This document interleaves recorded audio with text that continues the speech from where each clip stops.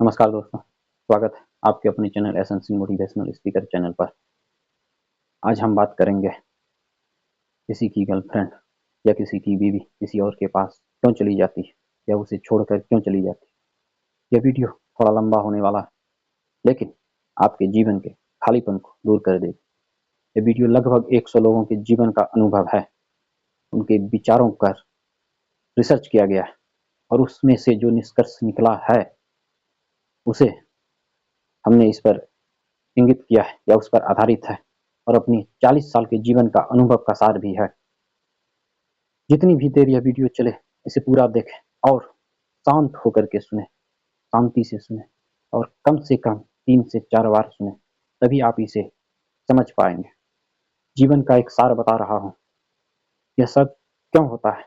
अगर आप अकेले में खुश रहना सीख लेते हैं या अकेले रहना सीख लेते हैं, जीवन में आपसे ज्यादा खुश कोई नहीं हो सकता।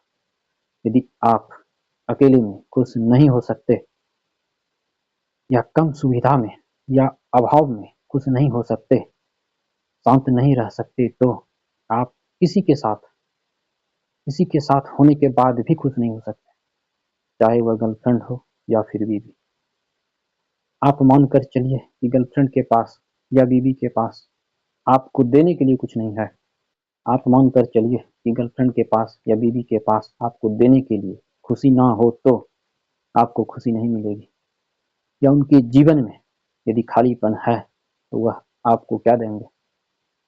सबसे पहले वह अपने जीवन के खालीपन को भरने का प्रयास करेगी और उसको देने के लिए यदि आपके पास भी कुछ ना हो तो फिर वह किसी और के पास जाएगी और यह सिलसिला लगातार चलता रहेगा। यहाँ पर यदि आप एक महिला हैं तो गर्लफ्रेंड और बीवी की जगह बॉयफ्रेंड और हस्बैंड मान सकते हैं, क्योंकि यह बातें स्त्री और पुरुष दोनों पर समान रूप से लागू होते हैं। यदि आपके अंदर पूर्णता है तो आप किसी को कुछ दे सकते हैं। यदि आपके जीवन में ही खालीपन है तो आप किसी को क्या देंगे, क्या दे सकते हैं? और जब अपने जीवन में खालीपन रहता है तो साधारण मनुष्य या साधारण लोग अपने जीवन के खालीपन को भरने का ही प्रयास करते हैं और यहीं पर बड़ी गलती कर बैठते हैं। अपने खालीपन को भरने के बजाय यदि आपने दूसरे के खालीपन को भरने का प्रयास करेंगे तो आपका खालीपन खुद ब खुद भर जाएगा। इसलिए पाने की इच्छा बाद में रखें, पहले देने की इच्छा रखें। और यहाँ शरीर देने लेने की बात नहीं कर रहा हूं मैं, याद रखिएगा इस बात को। अभी तक आपको मजा आ रहा होगा सुनने, लेकिन अब आपका मजा खत्म हो गया होगा। यदि मजा खत्म हो गया होगा या हो गया है सच में, तो समझ लीजिए आपके जीवन में अभी तक खालीपन ही था। मजा क्यों खत्म हो गया आपको पता नहीं चला, नहीं चला होगा, क्योंकि मैंने आपके मुताबिक बात नहीं की। इससे पहले मैंने आपके अनुरूप बात किया था, कर रहा था, आपकी सोच के अनुरूप बात किया था, कर रहा था, इसलिए मजा आ रहा था। मगर असली मजा वहां नहीं है मेरे दोस्त। यदि आप अकेले में खुश नहीं हैं तो आप शादी के बाद भी खुश नहीं रह पाएंगे। यहाँ मैंने शादी शब्द का इस्तेमाल इसलिए किया ताकि आपको ना तो किसी के सामने सुनने में दिक्कत हो और ना ही मुझे बोलने में। आपने सुना होगा कि शादी के बाद लोग पूर्ण हो जाते हैं, पहले अधूरे रहते हैं। यदि गणित की माने तो दो निगेटिव जब मिलते हैं तो negative plus negative is equal to positive होता है। लेकिन यहाँ यदि आप दोनों अपने खालीपन को भरने का प्रयास करते हैं तो कभी खालीपन दूर नहीं होगा। आपको दूसरे के खालीपन को दूर करने का प्रयास करना होगा या अपने आप को पूर्ण करने का प्रयास करना होगा। और जब तक आप एक दूसरे को जंजीर में बांधने का प्रयास करेंगे तब तक वह आपसे दूर जाने का प्रयास होगा, या उन बंधनों को तोड़ने का प्रयास होगा। आप यहाँ पर भी शरीर को हटा दें। आप जब तक शरीर को नहीं हटाएंगे तब तक आप नहीं समझ पाएंगे। इसलिए मैं आपको अब दूसरे तरीके से समझाने का प्रयास करता हूँ, समझाता हूँ। मान लेते हैं आपका कोई भाई है या कोई दोस्त या आपकी बहन है या सहेली है। यहाँ पर भी आप शरीर को हटा करके ही सोचें। खैर, वो गे रिलेशन के बारे में आपने सुना होगा। वो हमारे समाज की एक बहुत बड़ी विकृति बन गई है, और यह सब इसलिए हो रहा है क्योंकि अभी जैसा मैंने बताया कि साधारण मनुष्य अपने जीवन को भरने का प्रयास करता है, अपने जीवन के खालीपन को भरने का प्रयास करता है, या दूसरे के खालीपन को भरने का प्रयास करता है। यह विकृति तभी संभव हो पाती है जिसके कारण 1-2 साल की बच्ची से लेकर के 60-70 साल की महिला तक, और 1-2 साल के बच्चों से लेकर 60-70 साल के पुरुष तक इस विकृति के शिकार हो रहे हैं, और यह अनंत काल तक चलता रहेगा। अब हम आपको बताएंगे कि हमें क्या करना चाहिए।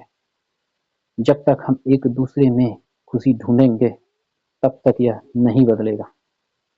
खुशी दूसरे में नहीं बल्कि खुद के अंदर छिपा हुआ है। हमें उसे पहचानना होगा, खुद को पूर्ण करना होगा।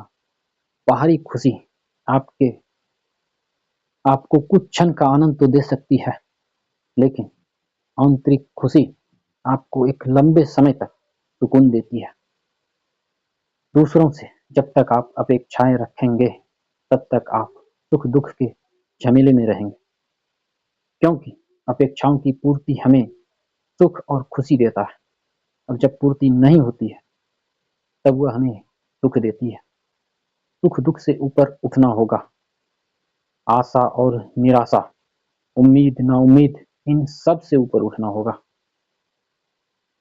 अपने हर आवश्यकताओं की पूर्ति के लिए आपको खुद को तैयार करना होगा। अपना हर वह कार्य खुद से पूरा करने का प्रयास करना होगा। तो मन को हमेशा शांत रखना होगा। अपने जीवन को संयमित बनाना होगा। आपके जीवन में जितनी कम रिक्वायरमेंट होगी उतनी ही ज्यादा सुकून मिलेगी। इसे आप एक उदाहरण से समझ सकते हैं। यदि आप किसी लंबे सफर के लिए जा रहे हैं, किसी लंबे सफर में जा रहे हैं, या ऊंचाई वाली जगह में आप जा रहे हैं, तो आपके पास जितना कम सामान होगा उतना ही कम परेशानियों का सामना भी करना होगा, या यूं कहें कि उतनी ही ज्यादा शांति भी मिलेगी। और सामान ज्यादा होगा तो हर कदम पर परेशानियों का सामना करना होगा।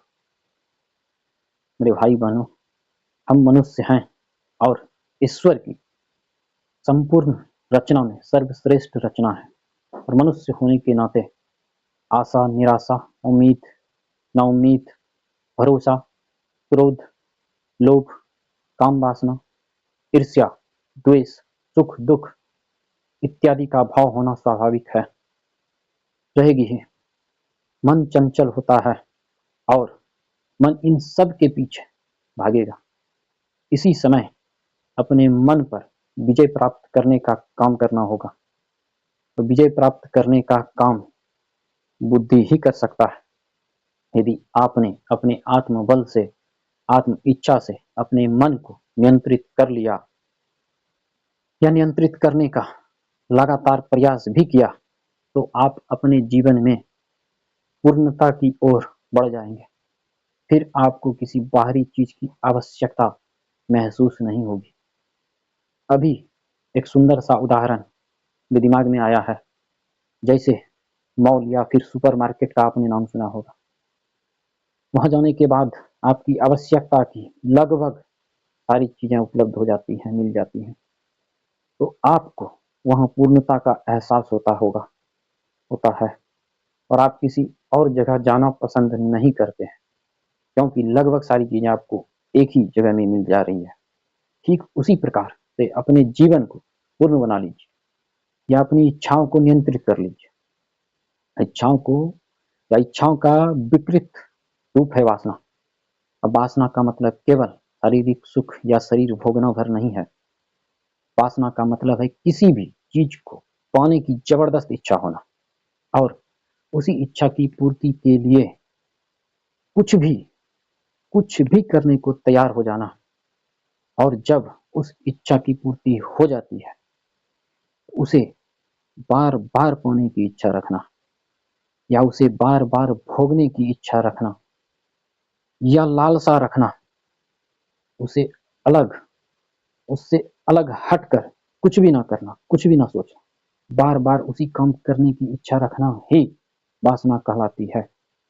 यदि आप दूसरे व्यक्ति को स्वतंत्र छोड़ देती हैं या छोड़ देते हैं और दूसरे के खालीपन को भरने के बजाय अपने को पूर्ण करने का काम करते हैं, अपने को पूर्ण करने पर काम करते हैं, तो दूसरा व्यक्ति यदि आपको छोड़कर चला भी जाता है, वह व्यक्ति पहले भटकेगा और फिर जब भटकते भटकते थक जाएगा तब वह स्थिर हो जाएगा या पुनः आपके पास आ जाएगा। अपने जीवन को स्थिरता देने के लिए यदि उस वक्त तक आप में पूर्णता आ गई होगी तो उसे संतुष्टि मिलेगी, अन्यथा उसका पूरा जीवन व्यर्थ चला गया। और यदि आप किसी और को छोड़कर चले जाते हैं और आप में भी यही पूर्णता नहीं आई तो आपका भी जीवन व्यर्थ चला गया। और अब इस पूरे वक्तव्य का सार यह है, यदि आप गर्लफ्रेंड, बॉयफ्रेंड, वाइफ, हस्बैंड या स्त्री पुरुष के शरीर से अलग हटकर आपने नहीं सोचा या स्त्री पुरुष के संबंधों से अलग हटकर आपने नहीं सोचा हो तो मैं आपको यह बता दूं कि वह दूसरा व्यक्ति आपका भाई भी हो सकता है, पिता भी हो सकता है, पुत्र भी हो सकता है और मित्र भी हो सकता है। अब भी यदि आपने मेरे विचारों को न समझा हो तो एक अंतिम उदाहरण दे रहा हूं। जैसे कस्तूरी मृग की नाभि में होता है, अर्थात खुद के अंदर होता है और अज्ञानता बस बाहर भटकता रहता है कस्तूरी ढूंढने में। ठीक उसी प्रकार से हमारा जीवन भी है। तो मेरे दोस्त, बहुत कुछ है बताने के लिए, लेकिन इस वीडियो में बस इतना ही। उम्मीद करता हूं कि यह वीडियो आपको बहुत पसंद आया होगा और पसंद आया होगा तो लाइक कर दीजिएगा, सब्सक्राइब कर लीजिएगा और ज़्यादा से ज़्यादा लोगों को शेयर करिएगा और कमेंट में ज़रूर बताइएगा, ज़रूर लिखिएगा कि इसमें आपको क्या अच्छा लगा। तो फिर मिलते हैं फिर किसी अगली वीडियो में, तब तक के लिए नमस्कार।